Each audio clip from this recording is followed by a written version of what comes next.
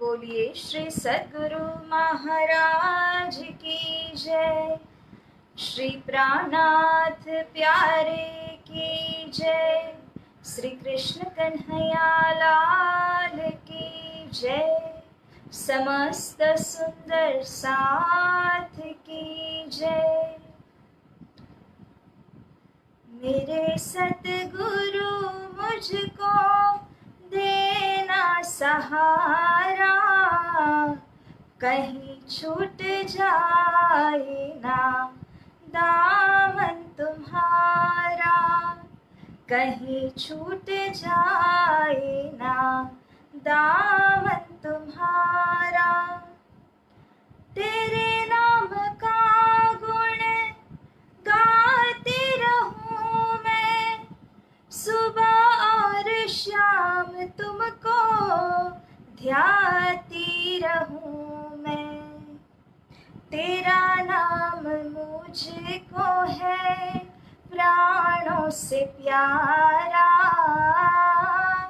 तेरा नाम मुझको है प्राणों से प्यारा, कहीं छूट जाए ना दामन तुम्हारा, कहीं छूट जाए ना दामन तुम्हारा। मेरे सतगुरु मुझको देना सहारा, मेरे सतगुरु मुझको देना सहारा, कहीं छूट जाए ना दामन तुम्हारा, कहीं छूट जाए ना दामन तुम्हारा। बोलिए श्री सद्गुरु महाराज की जय। मेरे प्यारे सुंदर साथ जी, आप सभी श्रद्धा सुमन सुंदर साथ जी को रचिता सखी का कोटि कोटि प्रेम प्रणाम। सुंदर साथ जी, वितक चर्चा महोत्सव के अंदर आज छठे दिन की वितक चर्चा को हम आप श्रवण करेंगे। तो आइए सुंदर साथ जी, धामधनी श्री राज महाराज की वंदना करते हुए आज के दिन की इस चर्चा को हम प्रारंभ करते हैं। बोलिए श्री कृष्ण कन्हैया लाल की जय। श्री सद्गुरु महाराज की जय। श्री प्राणनाथ प्यारे की जय। समस्त सुंदर साथ की जय। आनंद कंदम प्रभुदेव चंद्रम व्रजे स्वरूपेण पुरापि जातम्, प्रवेश प्राप्तं प्रिय प्राणनाथं, परेश पूर्णं सततं नमामि। ब्रह्म प्रिया जागरणाय जात, सर्वस्वपाता भव सिंधु त्राता, विज्ञानदाता निज धर्म धाता, दीनेक बंधो शरणं प्रपद्ये, दीनेक बंधो शरणं प्रपद्ये।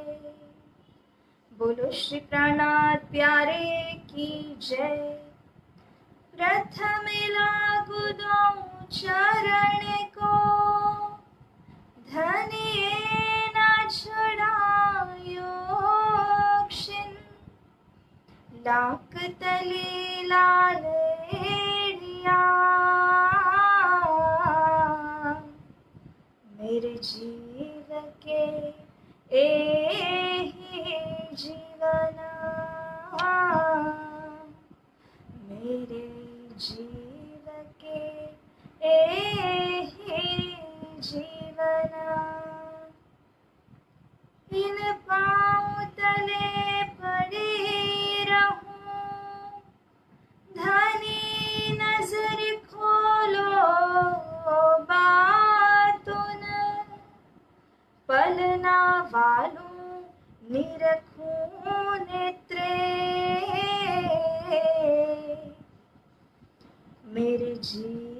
के एहि जीवना, मेरे जीव के एहि जीवना। बोलिए श्री सद्गुरु महाराज की जय। परम पूज्य परम आदरणीय श्री प्राणनाथ साहित्य भास्कर पदवी से जिनको विभूषित किया गया, ऐसे परम पूज्य गुरुदेव श्री दीनदयाल जी महाराज जी के चरणारविंद में कोटि कोटि प्रेम प्रणाम। एवं उपस्थित सभी सुंदर साथ जी, मीडिया के माध्यम से श्रवण कर रहे आप सभी सुंदर साथ जी को मैं कोटि कोटि प्रणाम करती हूँ। सुंदर साथ जी, इस चर्चा को शुभारंभ करते हुए आइए अर्ध मिनट हम अपने ध्यान को एकाग्र करें।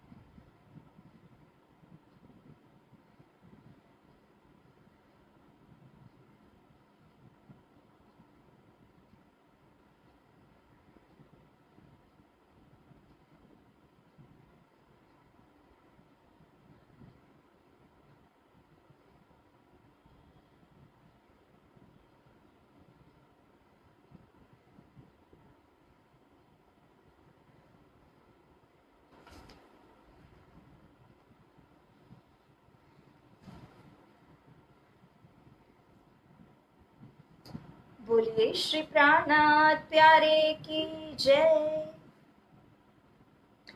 श्री महामति कहे ए साथ जी, यह श्री देवचंद्र जी की वीत का आगे खोज करेंगे, सोय बातें बुझ रख, सोय बातें बुझ रख।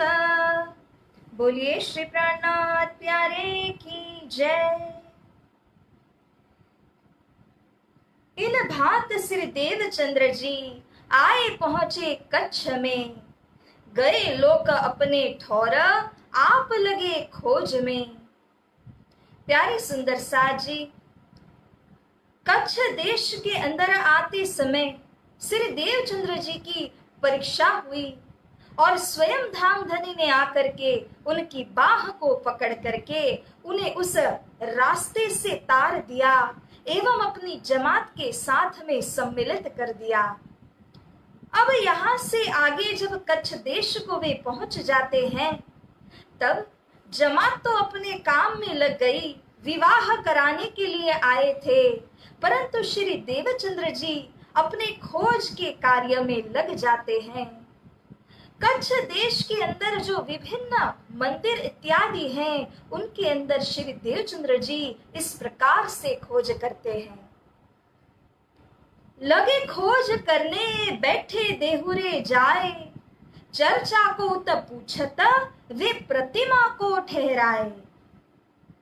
श्री देवचंद्र जी एक देहुरे एक मंदिर में जाकर के बैठे सत्संग की आशा से, और जाकर के जब चर्चा के विषय की बातें पूछने लगे तो वे जो अंदर सेवा कर रहे थे वे ब्राह्मण कहने लगे, प्रतिमा यही सब कुछ है, मूर्ति पूजक थे वे, इसीलिए उन्होंने अपने जीवन में जो कुछ भी प्राप्त किया था वही सार उन्होंने श्री देवचंद्र जी को सुनाया।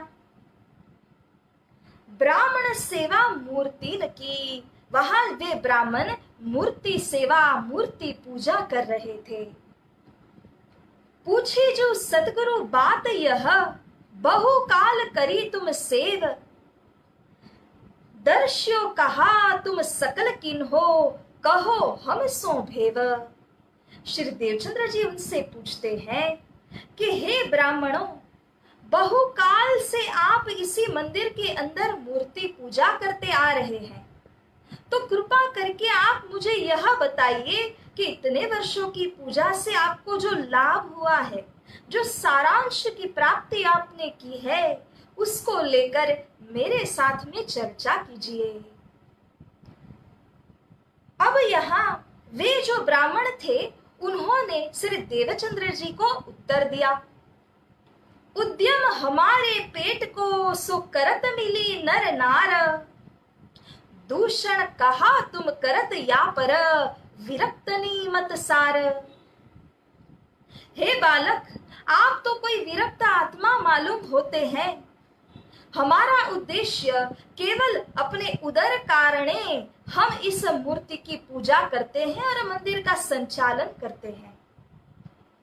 जैसा शास्त्र प्रमाण के अंदर में भी कहा गया है कि उदर निमित्तम बहुकृत वेशम, कई प्रकार के वेशधारी मंदिर इत्यादि को बना करके उसके अंदर विभिन्न मूर्तियों को स्थापित करके कुछ पैसे जमा कर सके, इसी के खातिर सेवा करते हैं। हम भी अपने उद्यम को चला रहे हैं, जैसे कोई कारोबार करते हैं वैसे ही हम भी कर रहे हैं। आप एक विरक्त आत्मा हैं, हे साधु, हमारी और आपकी बात मिलेगी नहीं। श्री देवचंद्र जी अति निराश होकर के यहाँ पर 8 महीने और 10 दिन के समय को व्यतीत करने के बाद निकलते हैं। अब यहाँ से श्री देवचंद्र जी के कानों में स्वर पड़ता है, कच्छ देश की प्रजा जू जेती, पूजे सब सन्यासी न तेती, बड़े डिंबधारी है वे ही, दत्तात्रेय को मानत ते ही।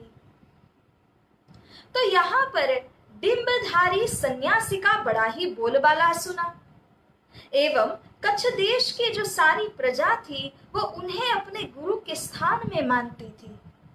इसीलिए श्री देवचंद्र जी ने सोचा कि जिनका इतना नाम और यशोगान है, क्यों न मैं उनके साथ में जाकर के अपने आत्मा के प्रश्नों को आगे रखूं।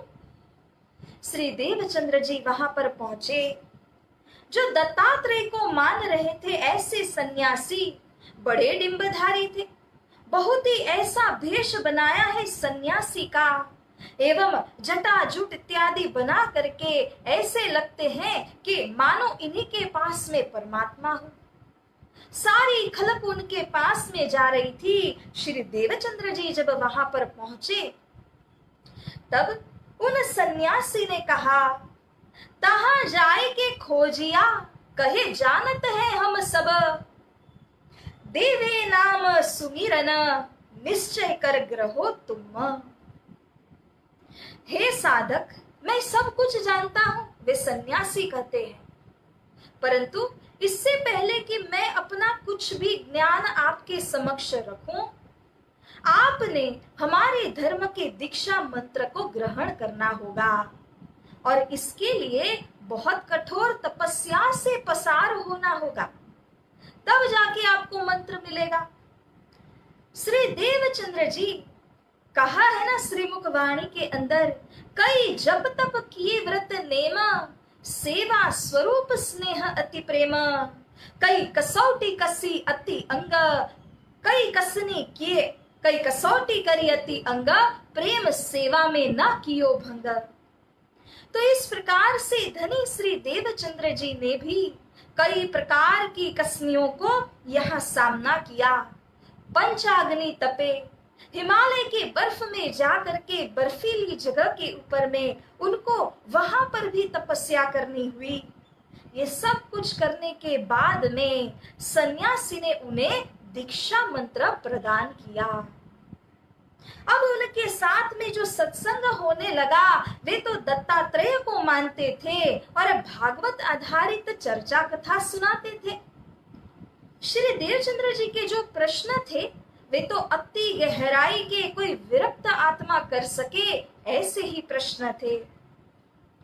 उन सन्यासी जी ने जितना उनके पास में ज्ञान था वह देवचंद्र जी को सुनाया और इस प्रकार से उन्हें जितना भी मालूम था वह सब कुछ देवचंद्र जी को बता दिया, परंतु श्री देवचंद्र जी की खोज परमात्मा तत्व के विषय की थी और उनकी बातों से श्री देवचंद्र जी को पूरी तरह संतुष्टि नहीं मिली। बैठे तीनी मास तिन पास, सुनी इतते चित्त भयो उदास। 3 महीने वहां पर बैठे, परिश्रम भी किया, मंत्र भी लिया, सेवा भी की, मगर श्री देवचंद्र जी के अंतरात्मा में संतुष्टि नहीं हुई। परंतु उन सन्यासी ने आशीर्वाद दिया कि जाइए और आगे बढ़िए अपने खोज में, क्योंकि आप विरक्त आत्मा हैं और कहीं ना कहीं कोई ना कोई गुरु के सहारे आपको और भी आगे की मंजिल जरूर से मिलेगी। ऐसा कहते हुए यहाँ से सन्यासी ने श्री देवचंद्र जी को विदा दिया। अब श्री देवचंद्र जी यहाँ से जब निकलते हैं 3 महीने के पश्चात, तब कानों में स्वर गुंजियमान था राजगुरु का, बड़े डिम्बधारी कनफटे, वे राजगुरु कहा वही बहुत चेले तिनके, कच्छ देश ताए मान ही जाए पहुंचे उनमें। श्री देवचंद्र जी कच्छ देश के राजा के गुरु अर्थात के राजगुरु के पास में पहुंचे। स्वाभाविक है कि जिनके आगे राजा स्वयं नतमस्तक होंगे तो सारी प्रजा तो उनको अपना गुरु वैसे ही मानती है। श्री देवचंद्र जी जब वहां पर पहुंच करके अपने प्रश्न पूछते हैं, तब ऐसा अनुभव हुआ, पूछी चर्चा तिनकी, कछु ना पड़े खबर। कुछ उन्हें तो खबर ही नहीं हो रही है, ये प्रश्न क्या पूछ रहे हैं, और उनकी समझ की जो दिशा है, समझ की जो पहुंच है, वो उतनी थी ही नहीं कि श्री देवचंद्र जी के प्रश्नों का समाधान वे कर पाते। इनसे बेहतर तो जो सन्यासी थे उनके पास कुछ ज्यादा ज्ञान था, परंतु राजगुरु में संतुष्टि नहीं हुई। श्री देवचंद्र जी के भीतर जो आग जल रही थी परमात्मा तत्व को खोज करने के लिए, वह उत्तरोत्तर बढ़ती जा रही है। अब सुंदर साथ जी जब यहाँ से प्रस्थान करते हैं, तब बीच रास्ते के अंदर देखते हैं कि जानवर नचाने वाले वैरागी वेश में थे, जिनको कापड़ी कलंदर कहा जाता है। तो उन्होंने श्री देवचंद्र जी ने देखा कि ये तो जानवरों को भी वश में करके नचा रहे, जरूर इनके पास कोई शक्ति होगी। तो इसीलिए फिर वैरागी कापड़ी में रहे कोई क दिन, वस्तु न देखी तिन में परे इंद्री वश मन। वैरागी वेश के अंदर थे, इसीलिए श्री देवचंद्र जी ने सत्संग करने का सोचा, परंतु जब वहां गए तो दिन की लीला और है, रात्रि की लीला कुछ और है। परे इंद्री वश मन कहा है, अर्थात ये जो वैरागी वेश में तो थे, लेकिन वेश मात्र धारण करने से क्या होता है, जब गुण इंद्रियां अपने वश में न हो, मन जब संयमी न हो। श्री देवचंद्र जी को जैसे ही उनकी वास्तविकता का परिचय हुआ कि वे वहां से निकल गए, 5 दिन यहाँ पर उन्होंने व्यतीत किए, कोई वस्तु यहाँ से प्राप्त न हुई। अब जब यहाँ से गए तो एक देवी के मंदिर में प्रवेश होते हैं। हिंगलाज देवी कही उन बिन को नाही, धर्म अर्थ और कामना मोक्ष कही ता माही। वित्तकार कहते हैं, हिंगलाज देवी के मंदिर में श्री देवचंद्र जी प्रवेश हुए, लेकिन वहां के जो पुजारी थे उन्होंने समझाते हुए कहा कि हे बालक, धर्म अर्थ काम मोक्ष, ये जो चारों पदार्थ है देवी माँ ही आपको प्रदान कर सकती है, उनके बिना को ना है, कोई है ही नहीं। तो इस प्रकार से चारे पदार्थ देन को इही ते और ना कोई, चाहो तो या को भजो सिद्ध काम सब होई। आप चाहें तो इनको भजिए, क्योंकि आपके सारे कार्य सिद्ध हो जाएंगे। अष्ट सिद्धि नवनिधि से आप परिपूर्ण हो जाएंगे।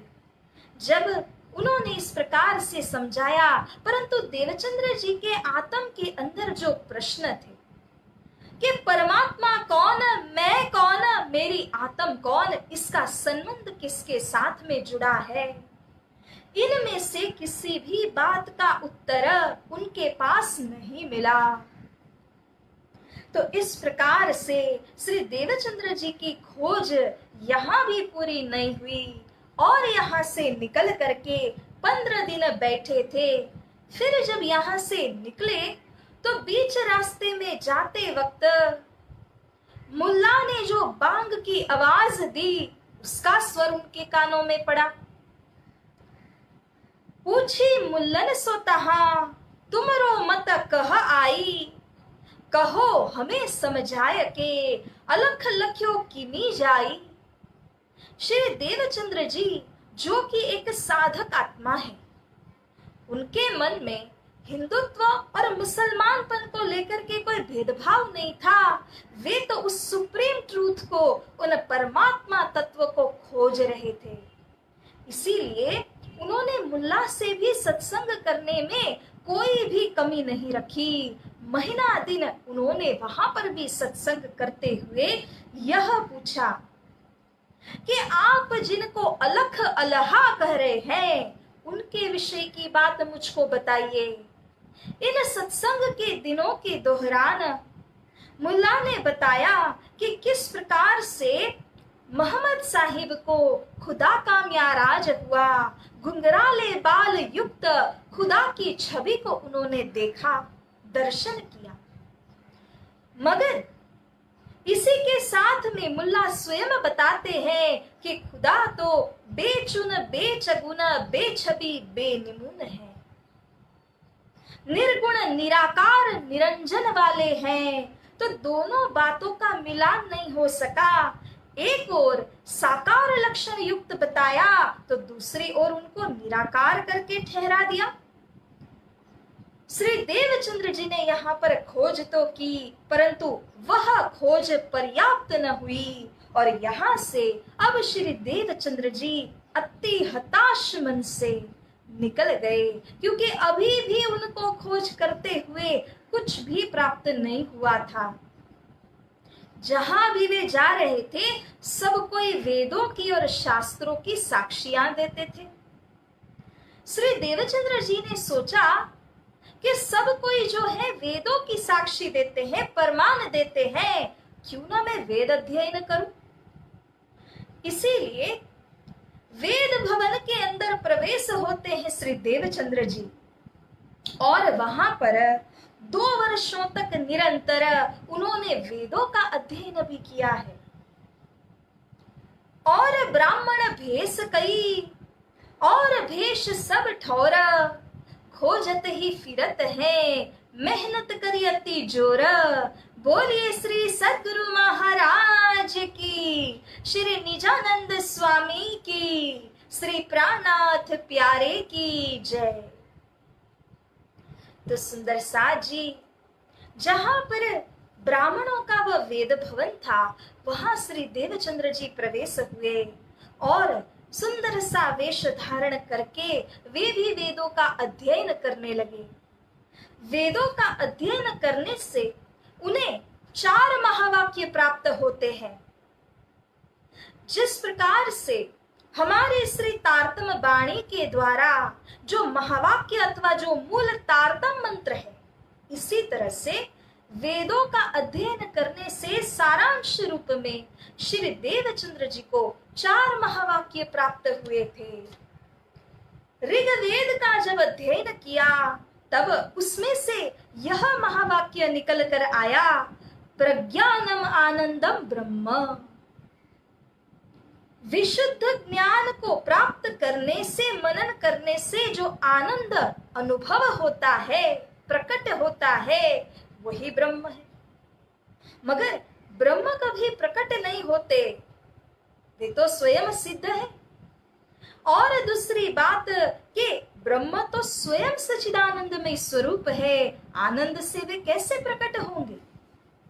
फिर इसी प्रकार से जब उन्होंने यजुर्वेद का अध्ययन किया तो अहम ब्रह्मास्मि, मैं ब्रह्म हूं, यह महावाक्य उनके सामने आया। परंतु अगर मैं ही ब्रह्म हूं तो मेरे अंदर कौन से तत्व को ब्रह्म कहा जा रहा है, इसकी खोज करने के लिए और भी गहराई में उतरना पड़ता था। पुनः इसी प्रकार से जब सामवेद का महावाक्य प्राप्त करते हैं श्री देवचंद्र जी, तो उसमें कहा है तत्तमसि, तू भी ब्रह्म है। और जब अंतिम अथर्व वेद का अध्ययन करने लगे तो उसमें से जो महावाक्य निकल करके आया वह है अयम आत्मा ब्रह्म। आत्म को ब्रह्म कहा। परंतु श्री देवचंद्र जी विचार करने लगे कि अगर ये आत्मा ब्रह्म होती तो इस प्रकार के शरीर के अंदर क्यों होती। जैसा कबीर साहिब जी भी कहते हैं, पिंड में होता तो मरता न कोई, ब्रह्मांड में होता तो देखता सहु कोई। पिंड ब्रह्मांड दो से न्यारा, कबीर कहे सोई साईं हमारा। अर्थात पिंड और ब्रह्मांड इन दोनों से जो न्यारे हैं, ब्रह्मांड से जो परे हैं, वे है परमात्मा। तो इस प्रकार से वेदों का अध्ययन करने के बाद में भी पूरी तरह से संतुष्टि नहीं हुई और कर्म कांड के सारे विधान उनके अंदर में आते हैं। वो सबका अध्ययन करते हुए श्री देवचंद्र जी अब वेद भवन से भी निकल गए। 4 वर्ष मार्ग बहु पेखे, गोविंद प्रेत नगर सम देखे। चित्त को शांति मिली नहीं काहीं, भई दाह बहु हृदय माही। तो यहाँ वित्तकार कहते हैं 4 वर्ष हो चुके हैं श्री देवचंद्र जी इस प्रकार से कच्छ देश के अंदर विभिन्न स्थानों में खोज करते फिर रहे हैं। ये सारी खोज करने के बाद में सारांश तो कुछ प्राप्त हुआ ही नहीं था अभी तक, किंतु गोविंद भेड़े के समान, भूत प्रेतों की नगरी के समान श्री देवचंद्र जी ने इन सब को देखा जो उदर निमित्त कारणम ये उद्योग की भांति धर्म को चला रहे थे। चित्त को शांति कहीं पर नहीं मिली। हृदय की जो दाह थी, अगिन थी, वह उत्तरोत्तर और बढ़ने लगी। 4 वर्ष लो खोज बहु, किन्नी देश विदेश। मतु मेहता भटकी करी, अति चित्त भयो कलेश। दूसरी ओर उनके पिता श्री मतु मेहता, वे भी 4 वर्षों से निरंतर श्री देवचंद्र जी की खोज कर रहे थे, लेकिन पता ही नहीं कि देवचंद्र जी अचानक कहाँ चले गए। लेकिन मतु मेहता जानते थे कि अगर उन्होंने कुंवरबाई को सत्य हकीकत बता दी तो वे इस बात को सहन नहीं कर पाएंगी। इसीलिए मतु मेहता ने पत्नी कुंवरबाई से कहा था कि श्री देवचंद्र जी तो हरिदास जी अपने गुरुदेव के यहाँ पर अध्यात्म ज्ञान ले रहे हैं। वास्तव में अब तक तो श्री देवचंद्र जी वहां पर पहुंचे ही नहीं थे। वर्ष में 3 या 4 बार होता है कि मतु मेहता का भूज नगर गुरु हरिदास जी के यहाँ जाना होता है। हर बार जाते हैं, पूछते हैं कि क्या देवचंद्र जी आए, परंतु कभी भी हाँ में जवाब नहीं मिल रहा था। मतु मेहता भी खोज करते हुए बहुत ही दुखी हो रहे थे, बेजार हुए जा रहे थे।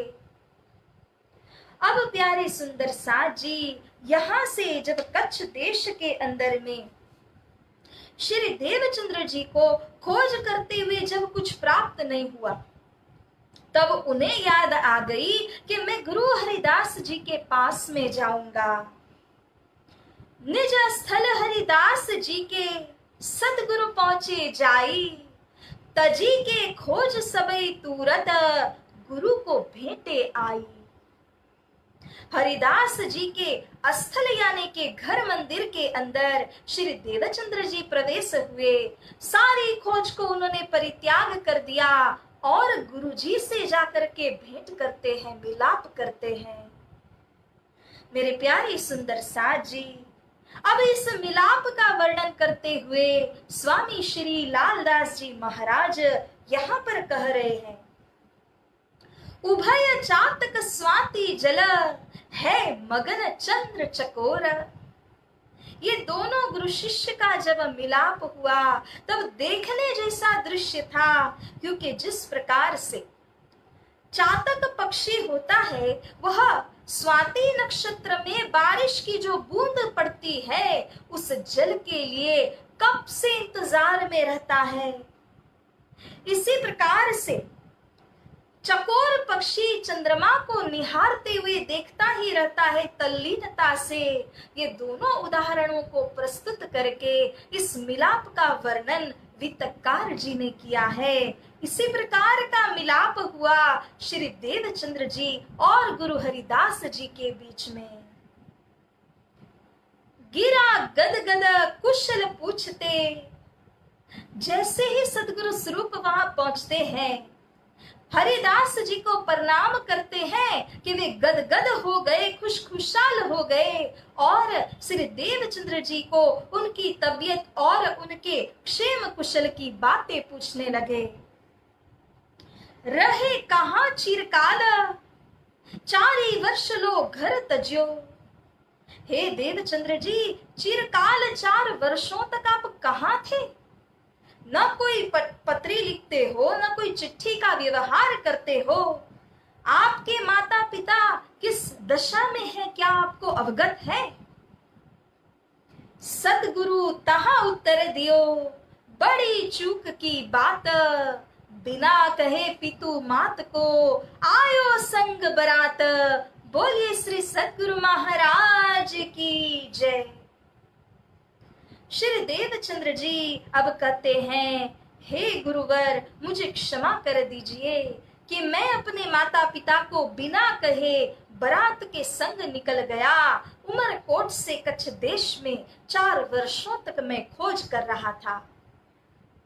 जब इस प्रकार से उत्तर देते हैं, सबसे पहला काम हरिदास जी ने लगाया कि आप जानहार उत को लखो लिखी पठवो कुशलात। देवचंद्र जी क्षण भर का विलंब न करते हुए, पहले पानी भी नहीं मिलेगा, माता पिता को पत्र लिखिए और बता दीजिए कि आप कुशल मंगल मेरे पास आ पहुंचे हैं।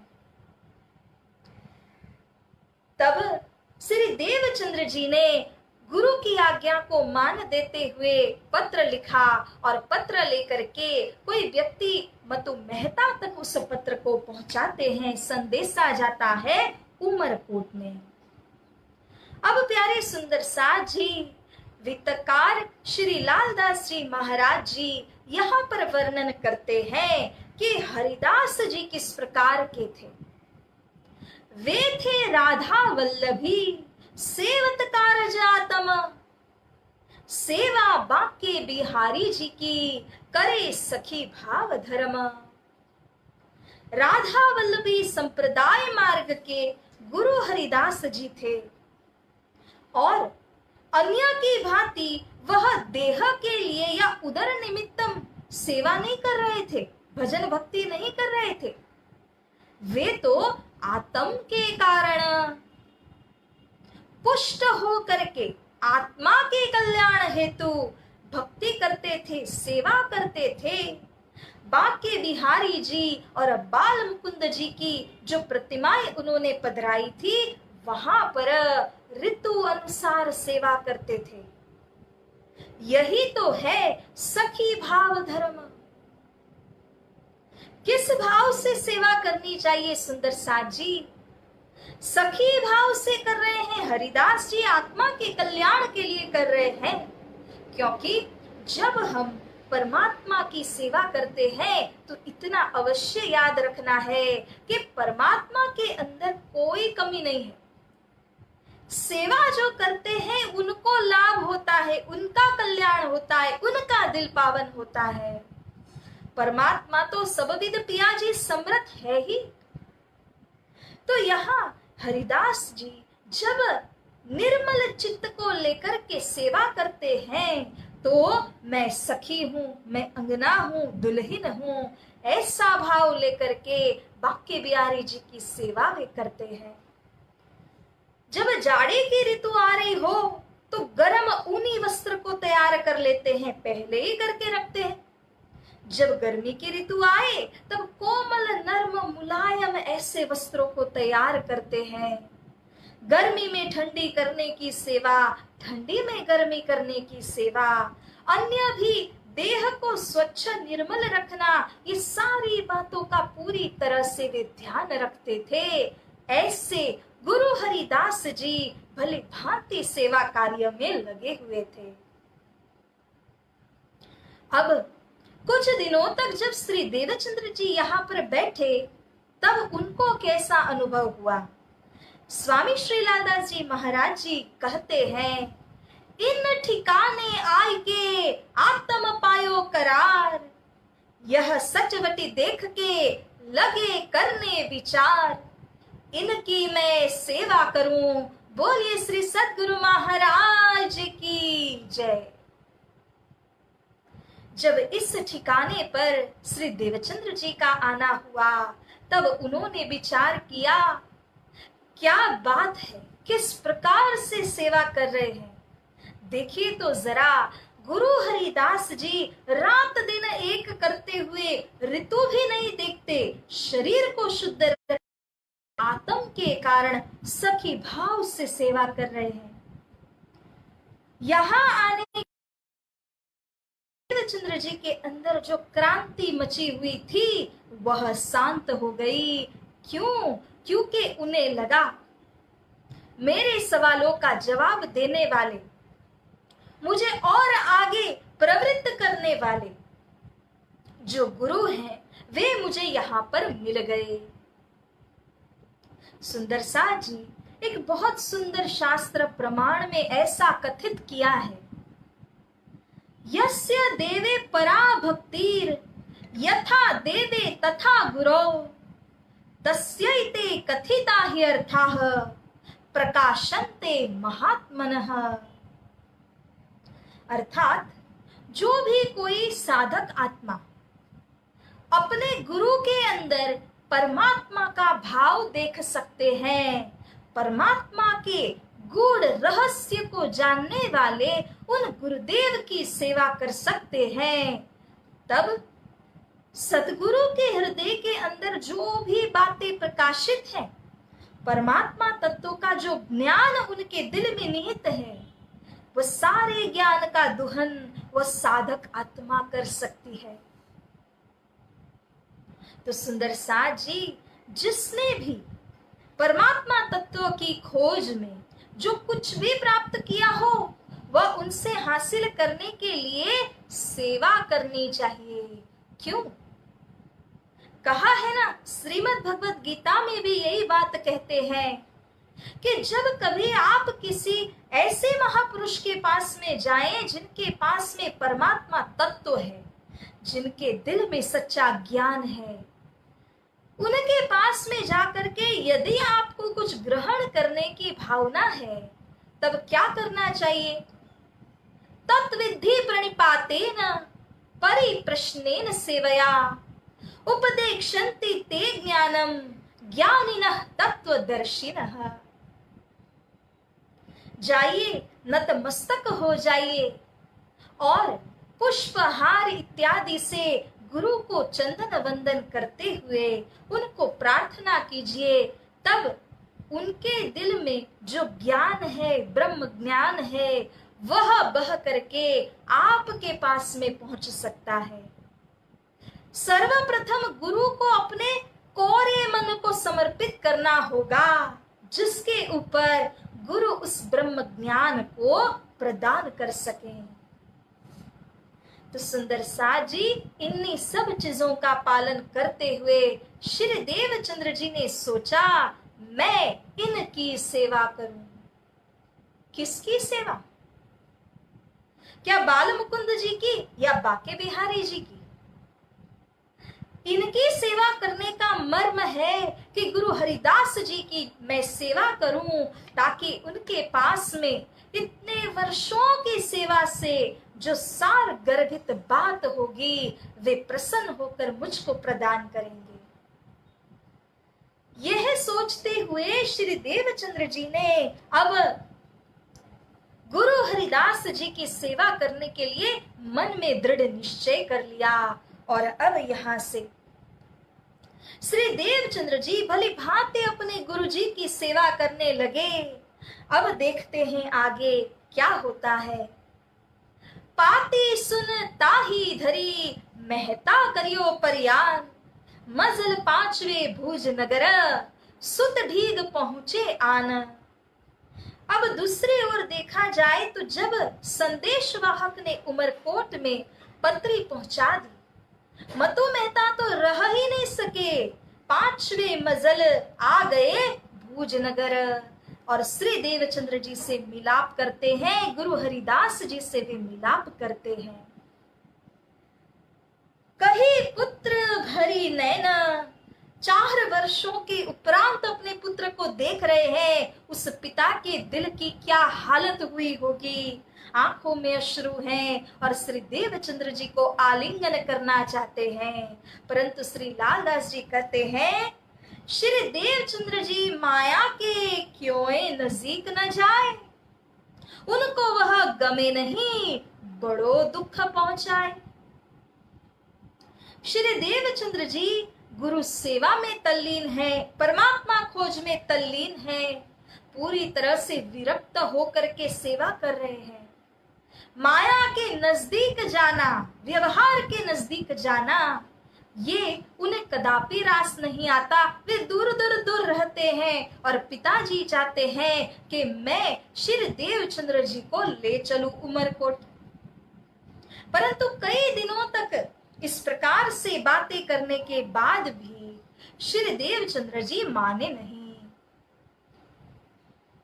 क्यों माने नहीं, बेजार हुए तब जब पिता ने बहुत समझाया वापस चलने के लिए, परंतु देवचंद्र जी मानने वाले नहीं थे, उन्हें तो खोज करनी थी।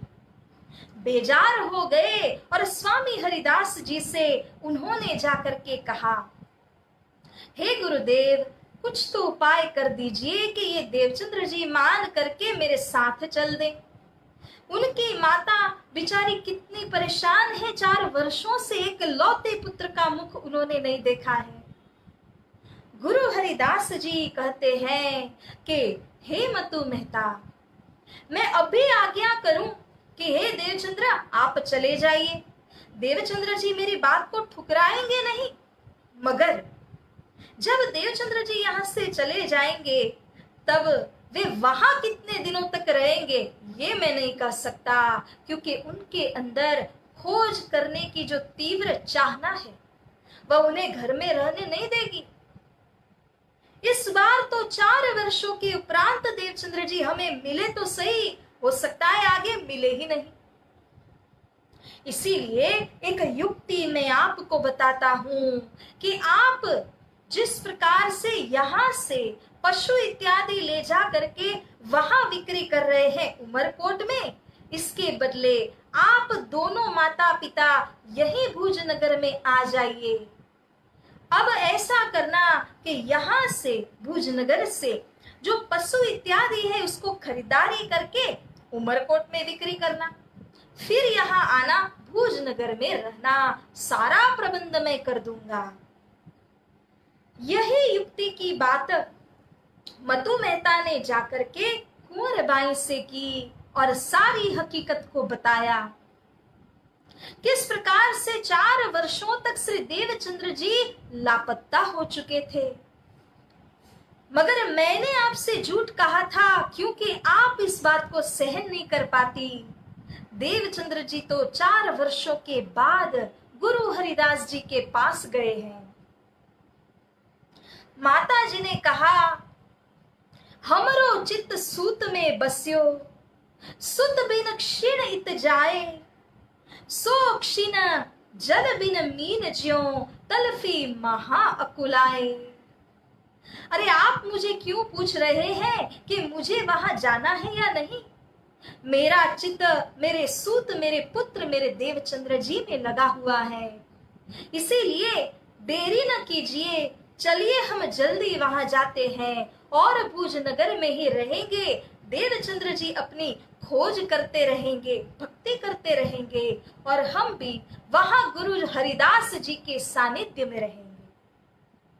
इस प्रकार की सलाह करते हुए माता पिता दोनों अपने उमरकोट के घर को छोड़ करके यहाँ भुज नगर गुरु हरिदास जी के मार्गदर्शन के अनुसार चले आए। विदा आप भय कुटुंब से किन्हो पंथ पयान, मजल पांचवे भुज नगर सूत ढिग पहुंचे आन।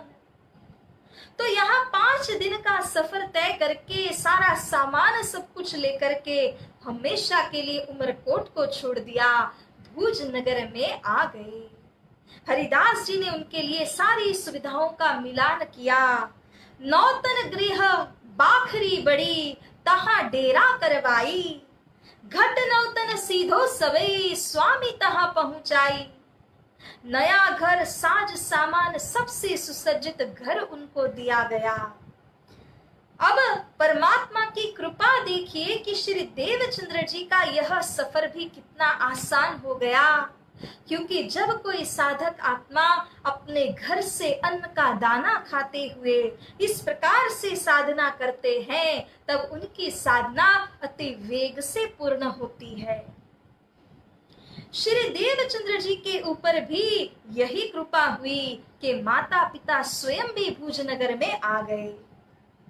अब अति वेग से श्री देवचंद्र जी रात दिन मेहनत करते हुए गुरु सेवा में तल्लीन हो गए। जब माँ आकर के मिलती है तब श्री देवचंद्र जी को कंठ लगाती है अश्रुधार अति जोर। देवचंद्र जग तुम बिना सुनो अंध अघोर। माता कहती है कि हे देवचंद्र जी, आपके बिना मेरा यह संसार पूरी तरह से अंधकारमय हो चुका था। अब श्री देवचंद्र जी किस प्रकार से सेवा करते हैं तो सुंदर साज जी वित्तकार कहते हैं, पुनि अनन्य भाव से श्री सतगुरु सेवा नौतन हृदय धरी। गुरु प्रसन्न कारण आतुरता बाढ़े चित्त में धरी धरी।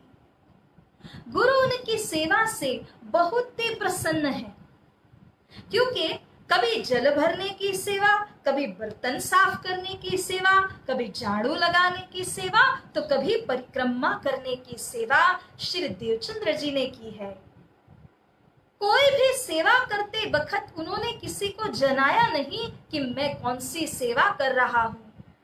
और इस प्रकार से श्री देवचंद्र जी अपनी सेवा अपने आत्म के कारण कर रहे हैं। तो उन्होंने कभी किसी को ये नहीं कहा कि मैं इस प्रकार से सेवा कर रहा हूं, क्योंकि जितना हम कहते हैं, बखान करते हैं, उतना ही वह सेवा करने वाले का जो पुण्य होता है वो निष्फल हो जाता है। श्री प्राणा जी भी तो कहते हैं, छिप के साहिब कीजिए याद, खासल खास नजी की स्वाद। हे सुंदर साज जी, साहिब को याद करने के लिए भी छिप करके कीजिए, बिना बताए कीजिए। श्री देवचंद्र जी यहाँ सेवा करते हैं। नर नारी पशु पक्षी थिर चर, मगन नींद भरी सोवई। जिस समय सब कोई शांत हो जाकर के सो जाते हैं, तब कोई संयमी आत्मा, कोई साधक आत्मा उठ करके अपनी साधना करते हैं। या निशा सर्वभूतानां तस्याम जागृति संयमी, यस्याम जागृति भूतानि सा निशा पश्यतो मुनेः। जो सबके लिए रात्रि है वह संयमी के लिए ध्यान करने की बेला है, और जो सभी के लिए जाग करके काम करने की बेला है, कोई संयमी पुरुष उस समय में आराम भी कर लेते हैं। किसी को लगे या तो दिन भर सोता रहता है, मगर उन्हें किसी की परवाह नहीं है। वे अपने कार्य को अपने अमृत वेला ब्रह्म मुहूर्त के समय में करते रहे। श्री देवचंद्र जी यह जो मेहनत कर रहे हैं, वो हरिदास जी भी देखते हैं ये बर्तन किसने साफ करके रखे। जैसा हरिदास जी करते हैं तदोगत वैसा ही श्री देवचंद्र जी करते हैं। जिस प्रकार से झाड़ू लगाते हैं हरिदास जी, तदोगत उसी प्रकार से वे लगाते हैं, पता ही न चले किसने काम किया।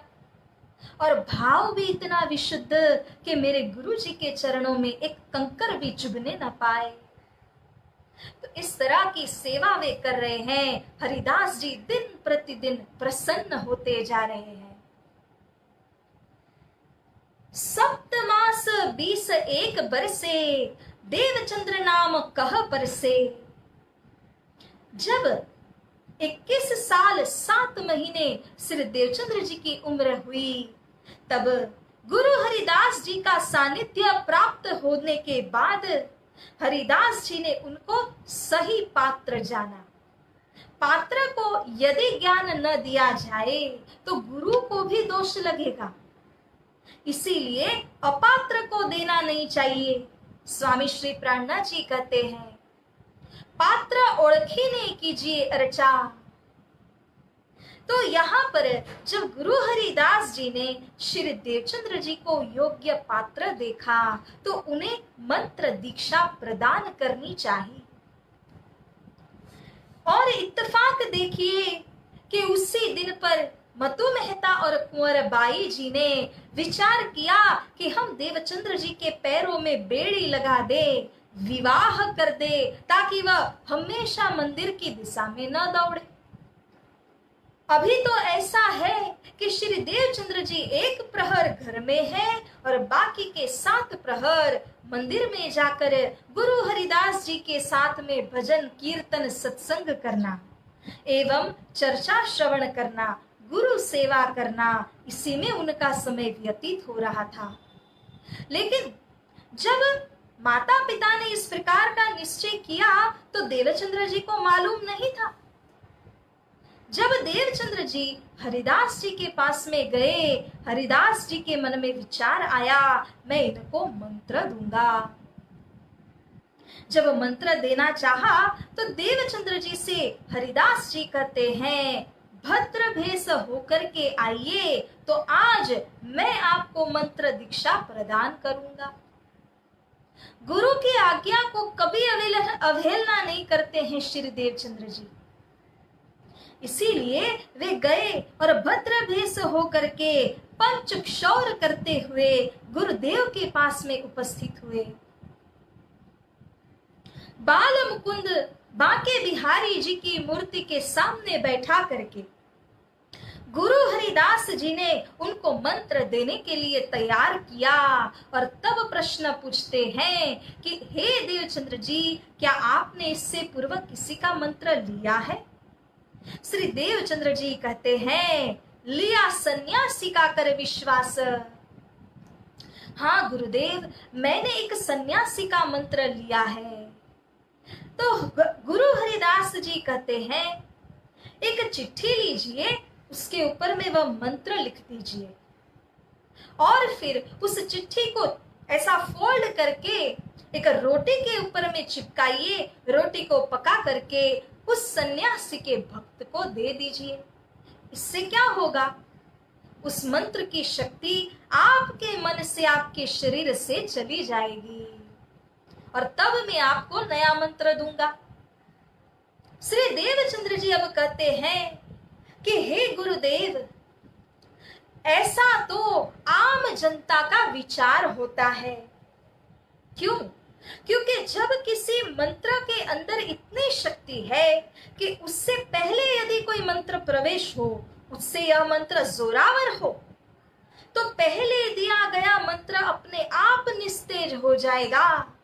उसे बाहर जाकर के कहने की आवश्यकता नहीं होगी, वह तो अपने आप ही निस्तेज होगा। इसलिए गुरुदेव, यह तो आम का उपचार, आम जनता ऐसा सोच सकती है, परंतु हम आप जो विवेकशील हैं वो ऐसा नहीं सोचेंगे। This is the spiritual intelligence in Shri Devchandra ji. आत्म की बुद्धि से विवेचन कैसा किया कि गुरु हरिदास जी भी दंग रह गए। और अब यहाँ गुरु हरिदास जी अति प्रसन्न हुए उनकी पात्रता को देखकर। ऐसा विचार विवेक तो मेरे अंदर भी नहीं है हे देवचंद्र जी जो आप में है। इसीलिए अब यहां से श्री देवचंद्र जी को मंत्र दीक्षा प्रदान की गई। भज मन वृंदावन कुंज विहारी नित्य विलास। यह मंत्र गुरु हरिदास जी ने दोनों स्वरूपों की साक्षी के द्वारा यह देवचंद्र जी को प्रदान किया। और यहां से मंत्र दीक्षा लेकर के श्री देवचंद्र जी जब घर को गए, मतु मेहता ने उनके भद्र वेश को देखा। पंच क्षौर कियो अति नीको, लाग्यो भेष उन्हीं मन फीको। मेहता कहे कहा करी आए, आज चाहत श्रृंगार सुहाए। मतु मेहता यहाँ देवचंद्र जी के उस भेष को देख करके बहुत डांटने लगे, डराने लगे, फिटकार देने लगे। हे देवचंद्र जी, आज तो 16 श्रृंगार से सजने का दिन है, आप ये भद्र भेष धारण करके भला क्यों आए हैं? जब ये बात समझ गए देवचंद्र जी कि पिताजी ने क्या इशारा किया, तो देवचंद्र जी और पिता माता के बीच में खटपट होने लगी। देवचंद्र जी जवाब देते हुए कहते हैं, तब जवाब सदगुरु यह दीनो, हम लई व्याह अपनो किन्नो। करनो हतो व्याह जाहि सो, किन्हो भर्तृ भाव ताहि सो। मुझे जिनके संग भर्तृ भाव रख करके, सखी भाव रख करके विवाह करना था, वह मैंने कर लिया। वे मेरे भरतार हैं, आत्म के मालिक हैं, लेकिन अब मैं दोबारा बहुत ही खटपट हुई, परंतु किसी प्रकार से भी माता पिता माने नहीं। श्री देवचंद्र जी का विवाह उन्होंने करा ही दिया। लेकिन संजोग की बात देखिए कि यह रब ने बना दी जोड़ी। जोड़ी भी बनी तो किससे बनी? लीलबाई माता जी, जो कि श्री परमधाम की ब्रह्म आत्म हैं, श्री परमधाम की सखी हैं, और श्री देवचंद्र जी के कहे अनुसार पतिव्रतापन से उनकी बात को मानने वाली ऐसी स्त्री है। तो ऐसी सुंदर सुशील कन्या के साथ श्री देवचंद्र जी का विवाह संपन्न होता है। लेकिन अभी भी देवचंद्र जी का जो शेड्यूल है मंदिर इत्यादि जाने के लिए, वो नित्य क्रम बदला नहीं। रहे एक प्रहर घर अपने, पिछली रात रहे जब प्रहर। श्री हरिदास जी के मंदिर प्रदक्षिणा देवे मेहनत अति जोर। श्री देवचंद्र जी एक पहर घर में रहते हैं। 12 से 3 रात्रि का जो एक प्रहर है उसमें विश्राम करते हैं। बाकी का दिन पूरा मंदिर में ही गुजार रहे हैं। लग्न विवाह होने के पश्चात भी उनके कार्य के अंदर, साधना के अंदर कोई प्रकार की विघ्न बाधा लीलबाई ने नहीं डाली थी। तो इस प्रकार से श्री देवचंद्र जी जाते हैं और एक प्रहर ब्रह्म मुहूर्त के समय प्रातः 3 से लेकर के 6 बजे के समय में हरिदास जी के मंदिर जाकर के बाहर से परिक्रमा लगाते हैं, किसी को पता नहीं है। एक दिन इत्तेफाक से ऐसा हुआ कि अपने देह क्रिया के काम से हरिदास जी को उठना पड़ा। अटारी में वे पहुंचे, देखते हैं तो वहां पर कोई शख्स बाहर से गोल गोल फिरता जा रहा है, न तो अंदर घुसता है न बाहर जाता है। देख करके अचंभित हुए। कुछ क्षणों तक देखने के बाद आवाज लगाई, अरे कौन है जो इस प्रकार से घूम रहा है? तब देवचंद्र जी कहते हैं, गुरुदेव मैं हूं। स्वर को पहचान लिया, अंदर बुलाया। जब बातें पूछी तो देवचंद्र जी ने कहा, रात खबर मोहे ना पड़ी, मैं जानिया उग्या दिन, सेवा करे ना जना वही, अपनी आत्म के कारण। बोलिए श्री सद्गुरु महाराज की। तो सुंदर साथ जी सेवा करते हैं आत्मा के कारण, किसी को जनाने के लिए नहीं। गुरुदेव से उन्होंने कहा कि मैं तो भूल से आया हूं, मुझे लगा कि दिन हो चुका है। हरिदास जी को लगा कभी कभार ऐसा हो जाता है, तो उन्होंने इनकी बात को स्वीकार कर लिया और घर के अंदर बुलाया। इस प्रकार से कई महीनों तक श्री देवचंद्र जी अपनी साधना करते रहे, परिक्रमा करते रहे। इसी बीच भुजनगर के अंदर एक दृष्टांत हुआ।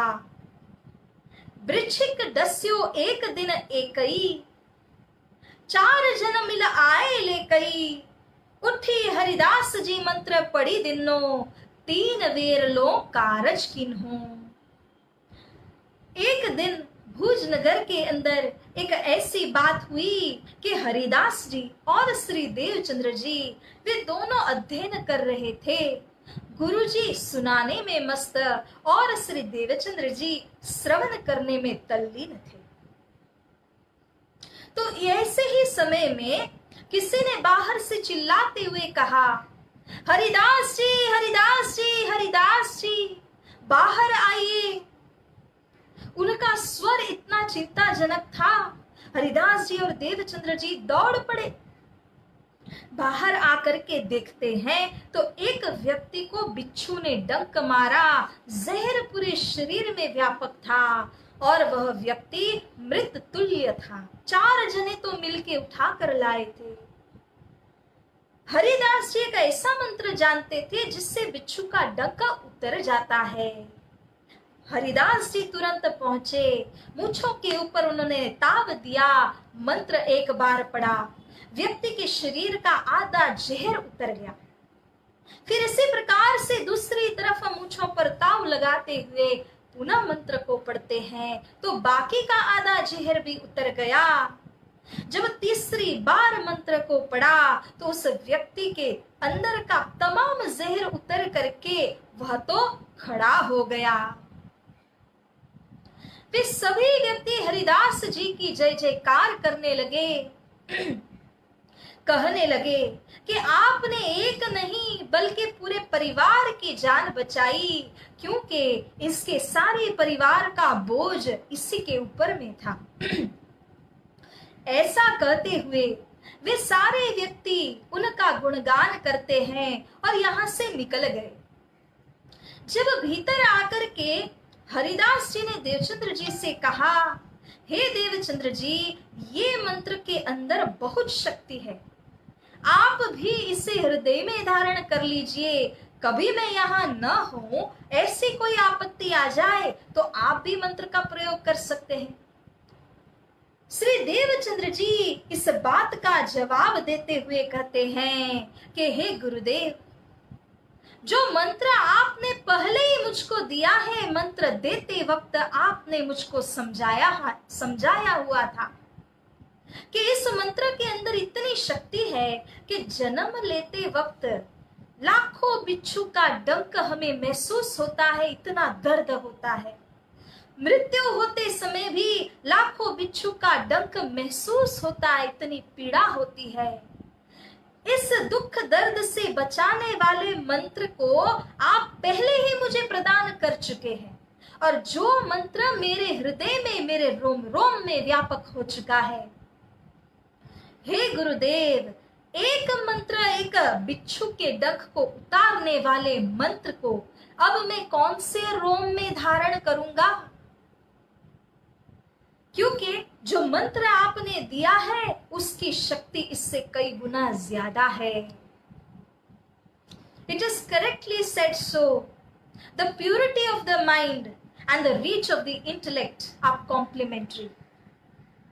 सुंदर साथ जी, मन की पवित्रता और बुद्धि की जो पहुंच होती है वो साथ साथ चलती है। श्री देवचंद्र जी ने जब यहाँ पर देखा कि अरे मेरे पास एक ऐसा अनमोल मंत्र है, तो ये एक बिच्छू के डंक को उतारने वाला मंत्र में कहाँ रखूंगा, ये विवेचन उनमें कहाँ से आया। मन की पवित्रता सेवा के द्वारा इतनी बढ़ती जा रही है कि उसी पवित्रता के कारण बुद्धि की पहुंच, विवेचन शक्ति भी बहुत ज्यादा आगे जा रही है। हरिदास जी इतने प्रसन्न हुए, अरे आपके अंदर ऐसे ऐसे विवेचन कैसे होते हैं जो मुझे भी समझ नहीं आते। अति प्रसन्न हो गए। अब यहाँ एक और घटना हुई। सुंदर साथ जी, श्री देवचंद्र जी जो कि परिक्रमा लगाते रहते थे, आज फिर एक बार हरिदास जी ने उन्हें देख लिया और आज तो वे समझ गए कि रोज ही आकर के श्री देवचंद्र जी इस प्रकार से मुझे परिक्रमा करते हैं। ये समझने के बाद हरिदास जी ने सोच लिया कि इनके द्वारा की गई सेवा मैं सहन नहीं कर पाऊंगा, क्योंकि देवचंद्र जी के अंदर की जो विवेचन शक्ति है वो इतनी भारी है। इसीलिए हरिदास जी ने पूछा, आपको क्या चाहिए देवचंद्र जी मेरे पास से, क्यों इस तरह से आप परिक्रमा की सेवा करते हैं। देवचंद्र जी कुछ बोले नहीं, क्योंकि गुरु के आगे वे कोई भी बात इस प्रकार की करते नहीं, उनकी अवहेलना नहीं करते। हरिदास जी ने तब कहा, मेरे पास जो बाल मुकुंद जी की सेवा है वो मैं आपके घर में पधरा दूंगा, जुबान दे दी थी। और देवचंद्र जी ने इस बात को कबूल कर लिया कि आप मुझे उनकी सेवा दीजिए, मैं तैयारी कर दूंगा। एक शुभ मुहूर्त ठहराया गया और उसके पहले श्री देवचंद्र जी ने एक सुंदर सा मंदिर, सारी सामग्रियां, सब कुछ तैयार कर लिया। तब ऐसा हुआ कि उसी दिन पर जब हरिदास जी उस मूर्ति को देवचंद्र जी के यहाँ पधराने वाले थे कि बाल मुकुंद जी की वह मूर्ति अंतर ध्यान हो जाती है। इस समय में हरिदास जी के अंदर जो दुख दर्द की अनुभूति हुई वे तो वह ही जानते हैं। मैं बिल्कुल अन्न ग्रहण नहीं करूंगा, ऐसा प्रण उन्होंने लिया। उनके पीछे उनकी पत्नी ने भी कहा, मेरे स्वामी अन्न ग्रहण नहीं करेंगे तो मैं भी अनाज ग्रहण नहीं करूंगी। उनके बड़े पुत्र थे वृंदावन, उन्होंने भी यही प्रण लिया। जब देवचंद्र जी आए, उन्हें पता चला श्री देवचंद्र जी ने भी यही प्रण लिया और सब कोई निराहार रह गए। दिन भर मूर्ति को ढूंढते रहे परंतु मूर्ति कहीं नहीं मिली। देवचंद्र जी ने हरिदास जी से कहा, आप तो मुझे मूर्ति दे चुके थे, मेरी गलती है, कहीं मैं पात्र नहीं था, इसी कारण से मेरे यहाँ मूर्ति आप पधरा न सके। हरिदास जी कहते हैं, नहीं नहीं नहीं, अभी तक तो मूर्ति पधराई नहीं थी, मेरे यहाँ से अंतर ध्यान हुए हैं तो मेरी ही कुछ गलती हुई होगी। आज का दिन इसी प्रकार से गुजरा। मध्य रात्रि के पीछे हरिदास जी चिंताजनक होकर के बैठे थे और तब बाल मुकुंद जी ने आकर के उन्हें दर्शन दिए।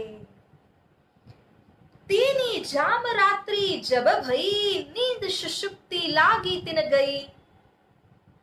रात्रि के अंदर 3 जाम 3 प्रहर व्यतीत हुए। ठंडा ठंडा पवन बह रहा था और थोड़ी सी झपकी लग जाती है। ऐसे में बाल मुकुंद पधारे ताही, निंद्रा दूर करी उन वाही। चरण ग्रहे तब तहाँ हरिदासा, प्रभु कहाँ हते कौन के पासा। बोलो श्री सद्गुरु महाराज की जय। तो इस प्रकार से जब बाल मुकुंद जी ने स्वप्न में आकर के दर्शन दिए हरिदास जी को, हरिदास जी ने उनके चरण को पकड़ लिया और पूछते हैं, हे प्रभु जी आप कहाँ हो, क्यों अंतर ध्यान हुए, क्या भूल हुई मेरे से। बाल मुकुंद जी कहते हैं, या को रूप यथार्थ जोई, तुम नहीं जानत ताको सोई। हे हरिदास जी, आप नहीं जानते हैं कि श्री देवचंद्र जी का यथार्थ वास्तविक रूप कौन सा है। दई है मुक्ति जगत को यही, घर पहुंचे संगिन को लेही। सारे जगत के मुक्ति दाता है श्री देवचंद्र जी, और अपने संगिनों को लेकर के, अपने धाम की सखियों को लेकर के वे यहाँ से प्रयाण करने वाले हैं, और उनके यहाँ आप मुझे पधरा रहे थे। मैं उनकी सेवा सहन नहीं कर सकता, ना उनका कोई एहसान ले सकता हूं। सुंदर साज जी बाल मुकुंद बाल स्वरूप अक्षर ब्रह्म के स्वरूप हैं, और इसीलिए श्यामा महारानी परम धाम के सुंदर बाई के हाथों से की गई जो सेवा है वो ले नहीं सकते थे। इसीलिए बाल मुकुंद जी ने हरिदास जी से कहा, जो दुख पावे सुनी यह बात। मुझे तो आप पधरा नहीं सकते, परंतु देवचंद्र जी दुखी हो जाएंगे इस बात को सुन करके। तो ऐसा कीजिए कि बाके बिहारी कैयत जाही, वस्त्र दीजिए उनके वाही। बाके बिहारी जी के रास मंडल के, अखंड रास मंडल के जो वस्त्र हैं, वे वस्त्र पूजा कोठा में पधराए हैं। उन वस्त्रों को श्री देवचंद्र जी को दे दीजिएगा, क्योंकि इस बात को सुनकर अगर वे दुखी हो जाते हैं तो भी मेरा अच्छा नहीं होगा। ऐसा कहते हुए बाल मुकुंद जी ने श्री देवचंद्र जी का परिचय दिया, और पुनः वे अंतर्ध्यान हुए। हरिदास जी उस पूजा कोठा में पहुंचते हैं। जब दरवाजा खोल करके देखते हैं, बाल मुकुंद जी तो वहीं पर विराजमान थे, और हरिदास जी बार बार उनके चरण को स्पर्श करने लगे। अब यहां से हरिदास जी से रहा नहीं गया। जो वास्तविक परिचय देवचंद्र जी का बाल मुकुंद जी ने सुनाया था, वह उन्हें सुनाने के लिए वे तो दौड़ पड़े। देवचंद्र जी आ ही रहे थे, दोनों का मिलाप बीच बाजार में हुआ। हरिदास जी नतमस्तक हो गए, दंडवत प्रणाम बीच रास्ते में करने लगे, और देवचंद्र जी विचार में पड़ गए, रे क्या हो गया, हे गुरुदेव उठिए उठिए, आप क्या कर रहे हैं। लोग भी देख रहे हैं, ये तो उल्टी गंगा बहने लगी। गुरु शिष्य को प्रणाम कर रहे हैं, तो उठने लगाया और बातें पूछी। तब हरिदास जी ने सब कुछ कहा कि देखिए देवचंद्र जी, आपके ही कारण पहली बार इतने वर्षों में बाल मुकुंद जी ने मुझको दर्शन दिए। मेरी सेवा को उन्होंने सार्थक बना दिया है, और आपके विषय ऐसी ऐसी सारी बातें मुझको बताई। चलिए हम चलते हैं। देवचंद्र जी कहते हैं, बाल मुकुंद जी मिल गए ना? हाँ हाँ मिल गए, चलो चलो मैं आपको दर्शन करा दूं। सुंदर साज जी, ये ऐसी ही बात हुई कि जब मुखमंडल के अंदर सारी सृष्टि का, सारे यूनिवर्स का जब दर्शन श्री कृष्ण जी ने कराया, और जैसे ही मुख बंद किया, यशोदा मैया ने पुत्र समझ करके एक चांटा लगा दिया। तो इसी प्रकार से श्री देवचंद्र जी कौन, इनका परिचय स्वयं बाल मुकुंद जी ने दिया। फिर भी अब हरिदास जी उन्हें कहते हैं, चलिए मैं आपको दर्शन करा दूं। दोनों जाते हैं, और वहां पर दीदार करने के पश्चात अब श्री देवचंद्र जी के घर के सिंहासन के अंदर वे अखंड रास मंडल से जो वस्त्र प्रकटे थे उनको पधराया गया। जब पूछी वस्त्र कहाँ सुहावे, तब कही आकाशी मार्ग से आवे। आकाशी मार्ग से आए हुए वस्त्र, अखंड रास मंडल के वस्त्र श्री देवचंद्र जी के यहाँ पर पधराए गए। देह पछाड़े इन मोह। श्री देवचंद्र जी पूरी तरह इन वस्त्रों की सेवा करने लगे, साक्षात स्वरूप उनको मान करके सेवा करने लगे। जितनी बंदगी करनी है, जितनी सेवा करनी है, अनाज लाने से लेकर के साक इत्यादि को संवारने की सेवा कहें, बर्तन इत्यादि को सजावट करने की कोई भी प्रकार की सेवा हो, श्री देवचंद्र जी स्वयं अपने हाथों से करते हैं। जल भरने जाते तो मुख को पूरी तरह से ढक देते, नाक को ढक देते, अपने श्वास उस जल के अंदर न पड़ने पाए। कदाच कोई पक्षी ऊपर से गुजरा, उसकी छाया जल पर पड़ी तो उस जल को पूरी तरह गिरा करके उस बर्तन को पहली बार की तरह साफ करते हैं, फिर दोबारा जल भरते हैं। इस प्रकार से बहुत ही नियत और नेकी के साथ श्री देवचंद्र जी सेवा करने लगे।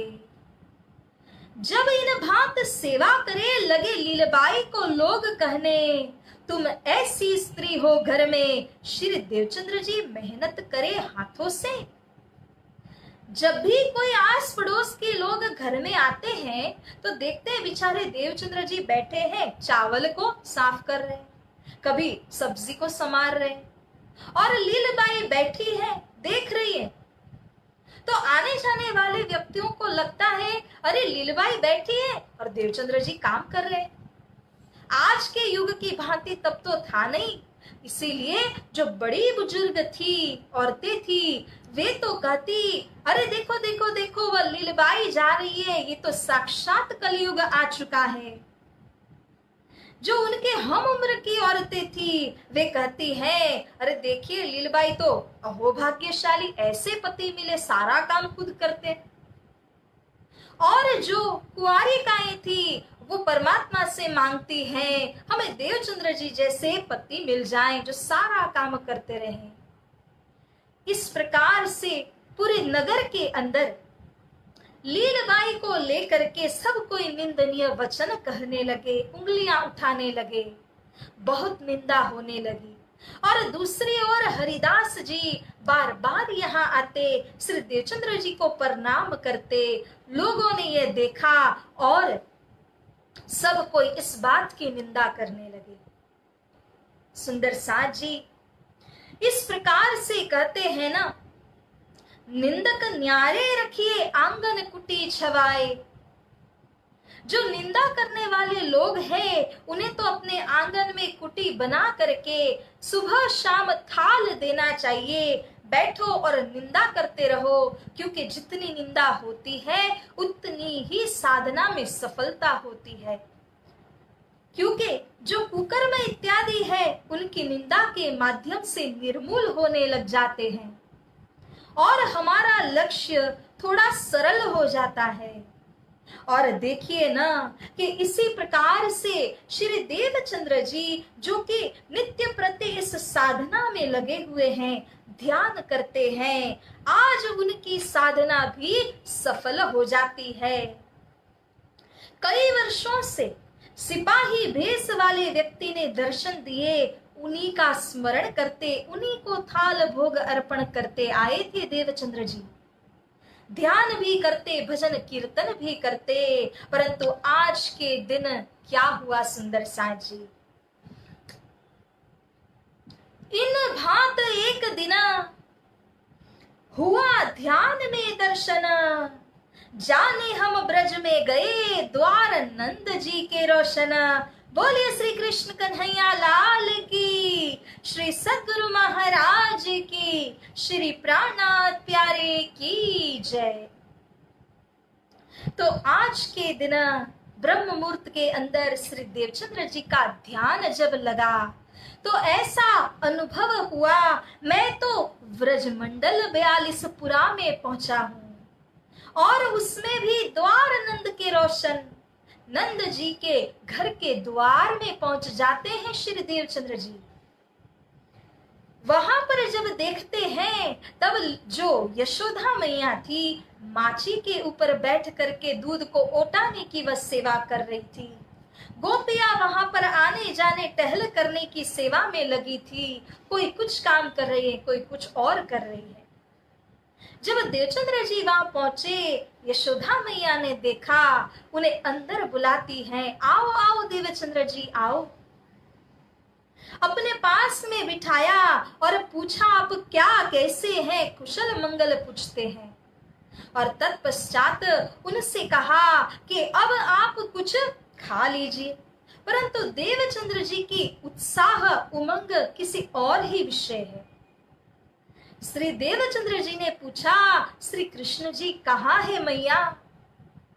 तब मैया कहती है, श्री कृष्ण जी तो वन में गए हैं ग्वाल बालों के साथ में खेलने के लिए, तो मेरा मन खाने का नहीं कर रहा है, मुझे साथ ही दे दीजिए। यशोदा मैया ने जो भी कुछ मोदक इत्यादि था, कलेवा था, उसे बांध करके दे दिया और उसी वस्तु को लेकर के, पोटली को लेकर के श्री देवचंद्र जी अब यहाँ से वन की दिशा में प्रस्थान कर गए। वनों में जाकर के देखा तो बहुत ही बड़ी संख्या में ग्वाल बाल टोली टोली बना करके खेल रहे थे। और श्री देवचंद्र जी ने किसी ग्वाल से पूछा, श्री कृष्ण जी कहाँ हैं? ग्वाल कहते हैं, आपको कौन से श्री कृष्ण चाहिए, क्योंकि यहाँ तो कई सारे कृष्ण हैं। मुझे नंद जी के पुत्र श्री कृष्ण जी से मिलना है। अरे नंद जी तो कई हैं और नंद जी के पुत्र श्री कृष्ण भी कईयों हैं। कौन से कृष्ण चाहिए तुम्हें? मुझे यशोदा मैया के श्री कृष्ण चाहिए। अच्छा देखिए वहां पर वे खेल रहे हैं। तो उंगली से इशारा करके बताया, उसी संकेत के वे स्थान में पहुंचने लगे श्री देवचंद्र जी। और श्री कृष्ण जी उस टोले से बाहर निकल करके आए, दोनों का मिलाप हुआ। वहां पर दोनों बैठ जाते हैं और बातें होने लगती है, प्रणाम होता है। तब श्री कृष्ण जी श्री देवचंद्र जी से प्रश्न पूछते हैं। ध्यान से सुनिए प्यारे सुंदर साथ जी। पूछी हते आपुन क्या है, दर्शन दिए बहु दिन माही। भूले आप संग बरात, क्षिति बहु बालू का उजरात। बोलिए श्री प्राणनाथ प्यारे की जय, श्री सद्गुरु महाराज की जय। श्री कृष्ण श्री देवचंद्र जी से पूछते हैं, अरे इतने दिनों तक आप कहाँ थे? क्योंकि उस दिन जब आप रण प्रदेश के अंदर रास्ता भूल रहे थे, सिपाही के वेश में आकर के मैंने आपको रास्ता पार कराया, जमात से दोबारा मिलाया। आप तो बारात के साथ से बिछड़ चुके थे। याद आया हे देवचंद्र जी? जब श्री कृष्ण जी ने स्वयं अपना इस प्रकार का परिचय दिया, तब देवचंद्र जी मन में विचार करते हैं, उही दिन दर्शन इन्हीं दिनों। अरे उस दिन मुझे रण में दर्शन देने वाले स्वरूप क्या यही स्वरूप थे? अर्थात व्रज मंडल में लीला करने वाले श्री कृष्ण जी ही थे। तो यही मेरे मालिक हैं, यही मेरे स्वामी हैं। श्री देवचंद्र जी विचार करते हैं। तब इनका विचार करके तहकीक किया मन में, हमारा खाविंद यही है, चित्त बांधिया इन स्वरूप से। बोलिए श्री कृष्ण कन्हैया लाल की, श्री सद्गुरु महाराज की जय। मेरे प्यारे सुंदर साथ जी, श्री देवचंद्र जी ने इन व्रज वाले स्वरूप के साथ में अपने चित्त को बांधा। स्वामी श्री लालदास जी महाराज की चौपाई में कहा है। तो इस प्रकार से जब यहाँ पर वार्तालाप हो रहा था, श्री कृष्ण जी ने जो देवचंद्र जी घर से लाए थे, यशोदा मैया ने दिया था, वो मोदक का जो संपूर्ण था सामग्री थी, वो ग्वाल बालों को दी और कहा कि वन में जो घुघरी तैयार हो रही है, ग्वाल बाल बना रहे थे, तो उस घुघरी को 2 भाग लिया करके हमें देना और उसी के साथ यह मोदक इत्यादि भी हमको देना। जब घुघरी तैयार हुई, 2 बाटे ला करके यहाँ पर दे दिए और श्री कृष्ण जी आग्रह करने लगे, हे देवचंद्र जी, पहले आप आरोगिए। देवचंद्र कहते हैं, नहीं नहीं हे धनी, सर्वप्रथम आप आरोगिए। नहीं नहीं, मैं कहता हूं तुम आरोगो, आप लीजिए, तुम आरोगो, आप लीजिए। इस प्रकार से आप करते करते यहां गाड़ी ही छूट गई और किन्हो हुकुम करिए भोग, श्री सतगुरु उठे ध्यान वियोग। मोदक घुघरी उत्तजौन, देखी धरी आगे तौन। बोले श्री कृष्ण कन्हैया लाल की, श्री सतगुरु महाराज की, श्री प्राणनाथ प्यारे की जय।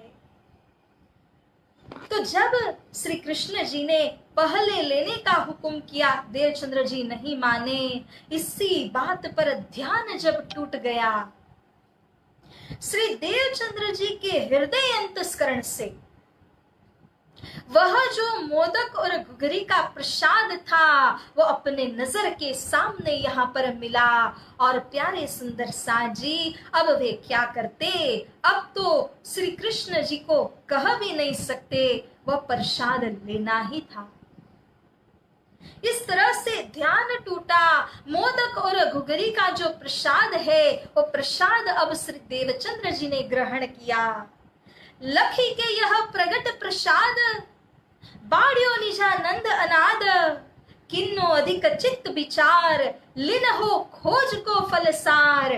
बोलिए श्री प्राणनाथ प्यारे की जय, श्री सतगुरु महाराज की जय। तो यहाँ पर जो प्रसाद था मोदक घुघरी का, वो कृष्ण जी ने देवचंद्र जी को लेने कहा, क्योंकि देवचंद्र जी श्यामा जी अवतार हैं। पहली 2 बार व्रज और रास की लीलाओं में श्री कृष्ण हमारे धनी आगे थे। उन्होंने अपनी जाहरी शक्ति के माध्यम से ब्रह्म लीला करी। संसार के बीच में कृष्ण लीला ब्रह्म लीला जाहिर होकर के वे परमधाम गए, लेकिन उससे आत्म जागनी नहीं हुई। और तब श्री श्यामा जी को इस जागने के ब्रह्मांड के बीच में आगे लगाया, अग्रगण्य बनाया। तारतम ज्ञान का प्रचार प्रसार करने हेतु, साथ की जागनी करने हेतु श्री श्यामा जी को जिम्मेदारी सौंपी गई। तो प्यारे सुंदर साज जी, इस प्रकार से आत्मा के अंदर जो आनंद की अनुभूति हुई, जिसको निजानंद कहा है, आत्मानंद कहा है, ब्रह्मानंद कहा है, उस आत्मानंद को अनुभव करते हुए श्री सतगुरु स्वरूप उस प्रसाद को ग्रहण करते हैं। और उन्हीं के साथ ही साथ सुंदर साज जी, हम भी मानसिक रूप से उस प्रसाद को ग्रहण करते हैं। और आप सभी को मैं अवगत करा दूं कि हमारे बीच हमारे सुंदर साज जी नैनाबेन साड़ी वाला हैं। उन्होंने अपने घर पर ये घुघरी का सुंदर प्रसाद भी तैयार करके हम सभी के लिए, हम सभी सुंदर साज जी के लिए तैयार करके अर्पण भी किया। तो मेरे प्यारे सुंदर साज जी, इसीलिए आज कुछ देरी भी हुई है, इसीलिए क्षमा प्रार्थी हूँ, परंतु प्रसंग को पूर्ण करना ये भी जरूरी था, इसीलिए आज के लिए मात्र कुछ देर हम आगे बढ़े हैं। तो साथ जी, यहाँ पर इस प्रकार से वर्ष अष्टलो भुज में, वर्ष अष्टलो कच्छ में सतगुरु करियो निवास। चले देश हल्लार को नौतन नगर प्रकाश। यहाँ 8 वर्षों तक लीला हुई, 4 वर्ष कच्छ देश में तो 4 वर्ष भुज नगर में। और लिन्नो खोज को फल सार, अपनी खोज के द्वारा सार फल को, सुंदर फल को यहाँ पर श्री सतगुरु स्वरूप ने ग्रहण कर लिया और अपने धनी को तहकीक निश्चित किया कि मेरी आत्म का संबंध व्रजलीला करने वाले श्री कृष्ण जी के साथ है। महामती श्री प्राणनाथ जी भी वाणी में कहते हैं कि એ લીલા અખંડ થઈ એનો આગળ થાશે વિસ્તાર, એ પ્રગટ્યા પૂર્ણ પાર બ્રહ્મ શ્રી महामती तणो आधार, श्री महामती तणो आधार। महामती श्री प्रेरणा जी की आत्म के आधार भी यही ब्रजरास लीला खेलने वाले श्री कृष्ण जी हैं। तो प्यारे सुंदर साथ जी, इसी के साथ यहाँ कच्छ भुज नगर की इस बीतक को हमने संक्षिप्त रूप से श्रवण किया। और अब हल्लार देश नवा नगर नौतनपुरी की जो लीला है उसे अब हम आने वाले रोज श्रवण करेंगे। किस प्रकार से श्री श्यामा जी के ऊपर में हुक्म हुआ, क्यों वे हल्लार देश नवा नगर को गए, इस बात के ऊपर कल की वितक चर्चा के अंदर प्रकाश डाला जाएगा। तो मेरे प्यारे सुंदर साथ जी, जयकारा लगाते हुए हम सभी सुंदर साथ पिया जी की अरजी बोलते हुए आज के इस सेशन को यहीं पर विराम देंगे। बोलिए श्री प्राणनाथ प्यारे की जय।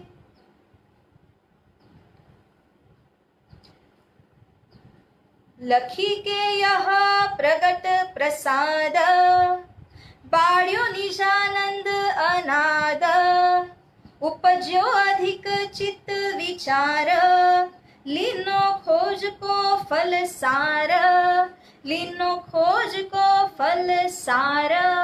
श्री महामती कहे ए साथ जी, एत के कहे बयान, देवचंद्र जी के स्वरूप की नेक कही पहचान, नेक कही पहचान। बोलिए श्री कृष्ण कन्हैया लाल की जय, श्री सद्गुरु महाराज की जय, श्री प्राणनाथ प्यारे की जय, समस्त सुंदर साथ की जय, बोल बोल पंजे वाले की जय। जी तुम हो तैसी कीजियो, मैं अर्ज करूं मेरे पियू जी, हम जैसे तुम जी न करो मेरा, तलफ तलफ जाए जीव जी। जीवरा तो जीवे नहीं क्यों, मीठे दिल की प्यास जी, तुम बिना किन से कहूँ पिया जी, तुम हो मेरी आस जी। आस वीरानी तो करो पिया, जो कोई दूसरा हो ये जी, सब विध पिया जी समरथ दिन, रैन जात रोए रोए जी। जन्म अंधी जो मैं होती पिया, सो तुम देख तकिए जी, जब तुम आप दिखाओगे तब देखूंगी नैना भर जी। एते पुकार पिया सुन के अब, ढील करो तुम जीन जी, क्षीण क्षीण खबर जो लीजियो मैं, अर्ज करूं दुल्हीन जी। एती अरज मैं तो करूं पिया, बीच पड़ी अंतराय जी, सो अंतराया टाल के दुल्हा, लीजिए कंठ लगाए जी। कंठ लगाइए कंठ सौंपिया, कीजिए हास विलास जी। वारणे जाए श्री इंद्रावती पिया जी, राखो चरणों के पास जी। तुम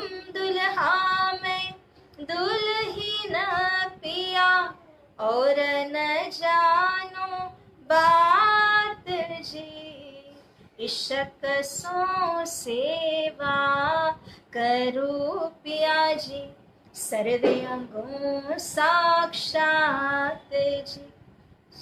सदा सुखदाता धाम धनी में, क्या कहूँ इन बात जी, श्री महामती युगल किशोर पर प्यारी, अंगना बलि बलि जात जी।